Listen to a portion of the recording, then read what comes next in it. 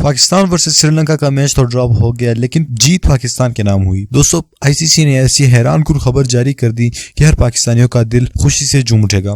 دوستو جیت کس طرح پاکستان کی ہوئی اور کس طرح پاکستان اس میچ کو جیت کر کتنے پوائنٹس اور کتنی بڑی کامیابی پاکستان کو ملی ہے، آج ہم آپ کو اس ویڈیو میں ڈیٹیل سے بتائیں گے۔ ویڈیو لاسٹ تک ضرور دیکھنا دوستو۔ عابد علی اور بابر اعظم کی محنت رنگ لائی۔ دوستو دونوں نے کیا کمال کی بیٹنگ کی اور پاکستانی ٹیم کو ڈرا ہونے کے باوجود میچ جتوا دیا۔ دوستو اس کے بارے میں ہم ڈیٹیل سے بات کریں گے، مگر اپنی ویڈیو کی باقاعدہ آغاز سے پہلے آپ سب سے گزارش کروں گا کہ بابر اعظم اور عابد علی کی زبردست بیٹنگ کے لیے اس ویڈیو کو لائک کریے اور ہمارے اس چینل کو بھی سبسکرائب کرنا مت بھولیے گا۔ دوستو پاکستان ورسز سری لنکا کا میچ، دوستو کئی سالوں بعد پاکستانی کرکٹ ٹیم میں پاکستانی گراؤنڈوں میں انٹرنیشنلی کرکٹ بحال ہونا شروع ہو گئی ہے۔ الحمدللہ پہلے تو میں آپ سب کو خوشخبری سنانا چاہتا ہوں اور آپ سب کو مبارکباد پیش کرنا چاہتا ہوں کہ پاکستان میں انٹرنیشنل کرکٹ بحال ہو گئی ہے الحمدللہ۔ دوستو پاکستان اور سری لنکا کا میچ جو کہ 3 دن بارش کی تاخیر کی وجہ سے آج ڈرا ہو گیا، تو آئی سی سی نے کچھ اس طرح کا فیصلہ سنایا ہے کہ پاکستانی پوائنٹ ٹیبل پر 3 درجے، دوستو ایک ہی میچ ڈرا ہونے کے باوجود 3 درجے پار کر کے بنگلہ دیش، ساؤتھ افریقہ اور سری لنکا کو پیچھے چھوڑ کر 6ٹھی پوزیشن پر آ گیا ہے